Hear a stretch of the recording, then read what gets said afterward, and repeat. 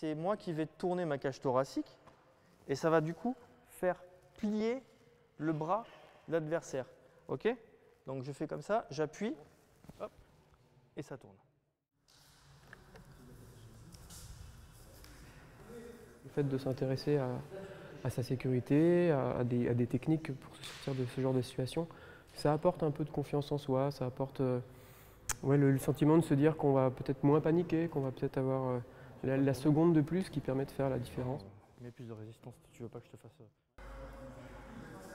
Je pense que c'est aussi par rapport aux techniques qu'il enseigne, c'est assez étonnant de voir qu'on peut facilement se défaire d'un homme enfin, qui est plus fort que soi. Le professeur, c'est lui, Stéphane Marouekos. Depuis un an, il enseigne la self-défense à l'association sportive de gendarmerie des Pays de la Loire. Et ici, ce n'est pas la beauté du geste qui compte. Alors ce que je suis en train d'enseigner, c'est un self-défense, il en existe plusieurs. C'est là notamment l'apkido. J'ai pris tout ce qui fonctionnait, par exemple d'une femme sur quelqu'un de 80, un homme de 80 kg. Tout le reste, j'ai écarté. Tout ce qui est joli, je l'ai écarté. J'ai préféré à ça garder tout ce qui était efficace.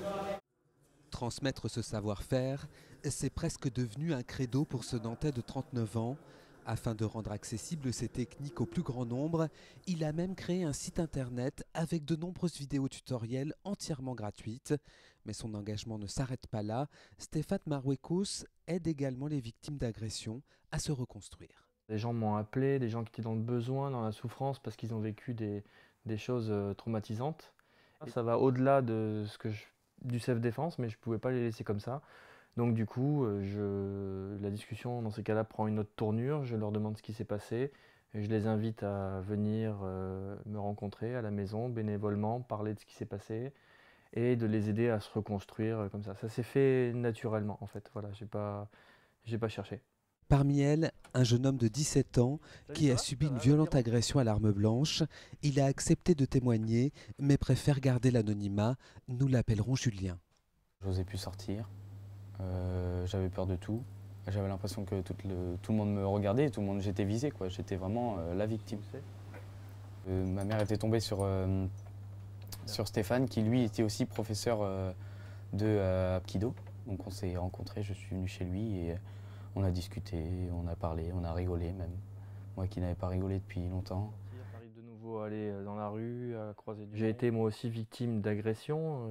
J'habitais dans le sud de la France et donc ça m'est arrivé de me faire racketter, de subir les agressions, d'être humilié, de sentir vraiment ces choses-là. Et je me suis dit bah, plus jamais quoi. Et voilà, j'ai ce besoin maintenant dès qu'il y a quelqu'un dans le danger, bah de lui transmettre ça, de l'aider, parce que je suis passé par là, tout simplement.